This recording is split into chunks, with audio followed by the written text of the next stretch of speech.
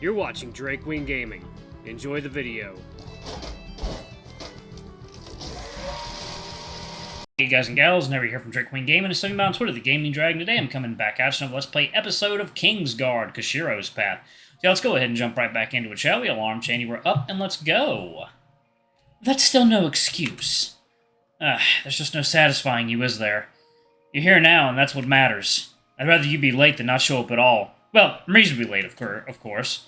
To be honest, I didn't even think you would come at all. It was a long shot, hoping that someone else was going to survive that shipwreck.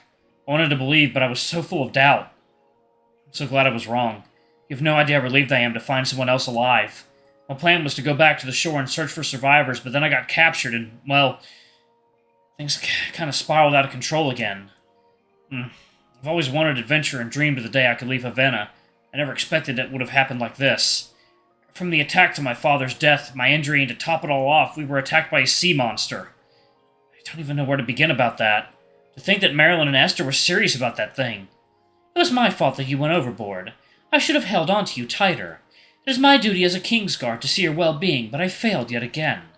Don't beat yourself up over that. Between the wind and rain and rocking of the ship, I doubt even Leandros would have been able to maintain his balance, fight off that thing, and keep me safe. Besides, I'm not sure if you noticed, but that ship took quite a thrashing. I'm fairly certain we were all going to go down with it one way or another. Just knowing you were there was trying is enough. And now we're here talking. It means I haven't died yet, which is a successful job in my book. I suppose you are correct. He still didn't sound so convinced, but you couldn't actually blame him. Your father was never one for failure. He was always quite the perfectionist. Everything had to be planned out, days, weeks, sometimes months in advance. Everyone around him was under his thumb, and always knew to never get on his bad side. While the servants in the castle slacked off around you, they would bend over backwards for him. Once he stepped into the room, you better believe they would have gotten down on their hands and knees and scrubbed the floors like it was the end of the world, even if it had already been cleaned twice that day. Koshiro likely was put under a lot of pressure as well to get everything right. He was nearby him on a daily basis. You couldn't even begin to imagine what that was like, and you thought you had it bad. He didn't do anything to you, right? Yosuke? If he touched you in any way or hurt you or... He was, perhaps a bit rough with me. What? Where did he touch you? Don't worry about it. It was nothing I couldn't handle. I was more frightened by him than anything. If he had come any later, though, that might have been a cause for concern. Anyway, he's gone now. For all that big talk, he certainly knew how to turn tail and flee. Doubt he'll be back. I wouldn't be too sure. He can be... persistent. All that bravado he had earlier started to fade away. Whatever Yosuke said to him was enough to shake his conviction. He kind of wished he would always have that much confidence. It was nice to see Koshiro act that way.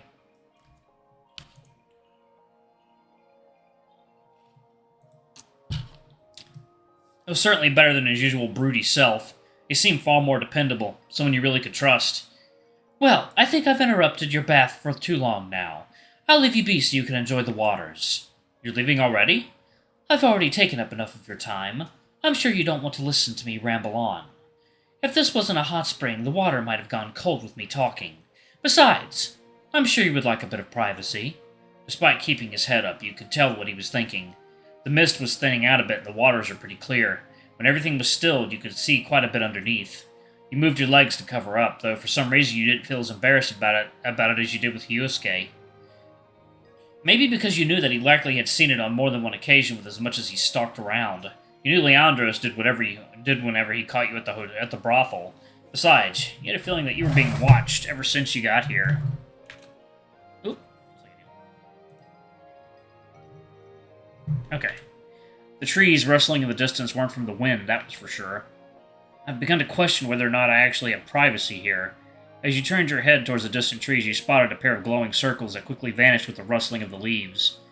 You didn't need to be highly perceptive to know that you were being watched even now. I didn't think you would have noticed. I felt like the people of this village have had their eyes on me ever since I arrived. They mean you no harm. They're just onlookers curious of who you are. I'm sure you've noticed this village doesn't have much in the way of diversity.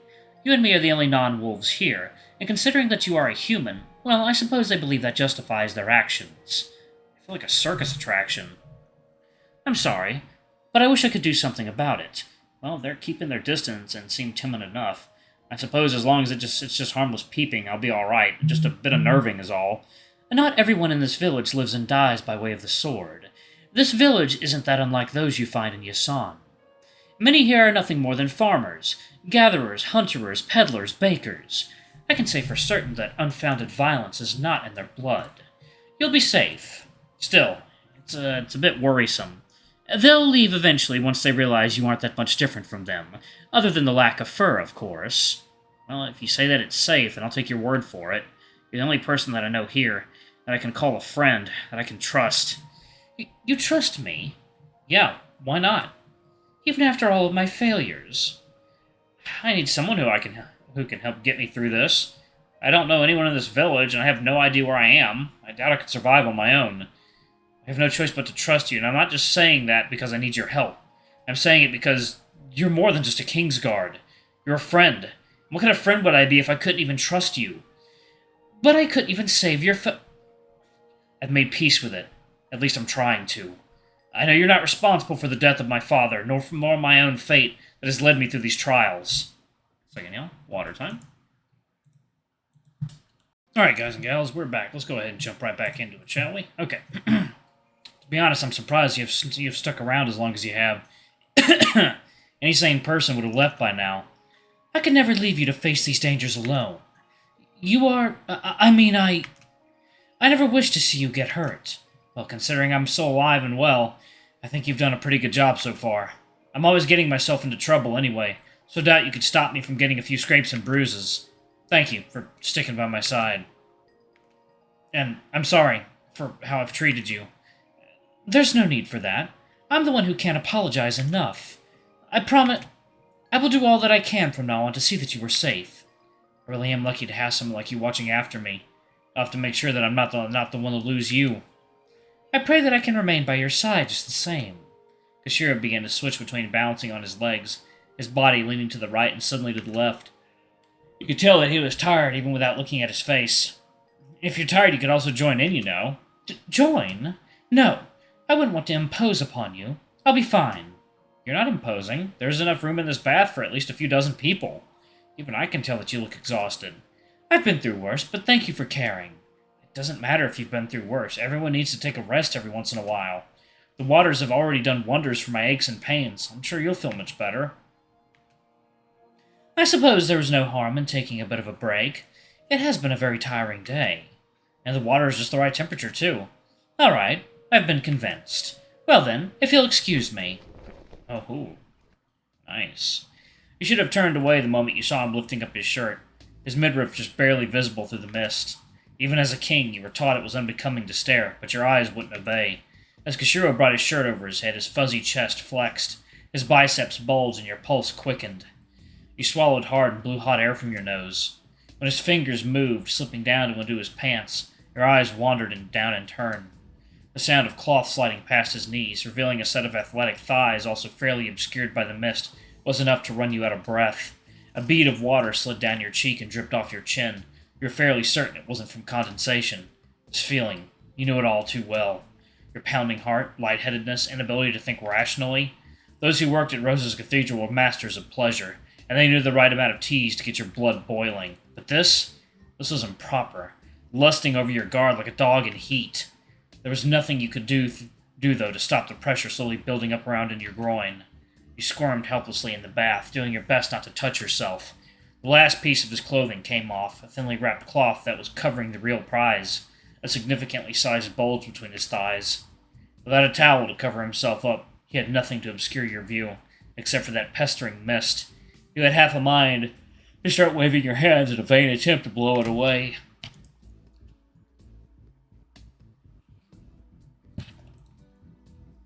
The bushes in the distance shivered, and you heard a few scoffs as the onlookers seemed to recede.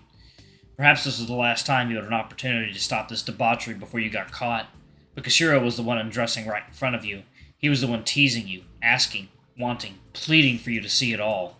Curiosity had taken hold of you, and you couldn't just turn away his generosity. The steam started to clear, and just when you were about to get a front row seat to the show, he gathered up his clothes, turned around, and started towards the well. For a second you could see it, but was a second enough? Stare intently. Oh my god. Let me see. What is it? Is it a penis? There's no denying that he was taunting you now. Though you still knew next to nothing about him, he was always this mysterious friend with a mysterious past and a mysterious agenda. But what you did know about him was that he never brought down his guard and that he was always about decency. For him to undress so casually in front of you, what other reason would there for him to do that? It was almost like he was trying to tell you something. Maybe, just maybe, he wanted to be more than just a guard to you. Something closer than just friends. You glanced back at him as he worked the pulley to draw water. The way his muscles flexed and bulged as he pulled on the rope and loosened the bucket caused your member to bounce excitedly underwater. No, couldn't be. Sure, he cared about you, but in that way? The water he drew up started to cascade down his body, patting down his fur and revealing every last inch of him. He wasn't as skinny as you thought. The clothes he wore certainly didn't do justice to show off his body. Impure thoughts drifted through your head, ones you weren't proud of. Did he always look like this? Koshiro turned around and your eyes went wide. You had spoken out loud, perhaps a bit too loud. Jake, did you say something? Nothing. These feelings for him, they were new. For so long you had despised him, simply because of the way your father treated you as a child after his arrival. You no longer wanted to push him away. You felt a pull, a burning desire to get closer to him. You were starting to fall for him. There was no denying that he was attractive, even for a beast man. He was about your own size and height and physical fitness, though he had far more pronounced muscles than your own. But there was no way he felt the same way back. You couldn't get your hopes up for nothing. You were so lost in a daydream that you didn't realize he was already finishing washing up. You heard the sound of splashing. Koshiro's voice yelled out a comedic burr. He shook his body with fervor and with water droplets flowing off his fur. For now, you had to keep this forbidden desire to yourself. You started back towards the water and you moved closer as well, keeping your focus only on one thing. This was beyond curiosity anymore. It was a need-to-know basis. You had to see it more clearly, what was between that beast man's legs. You didn't even care how immoral it was. You likely would never get another chance like this.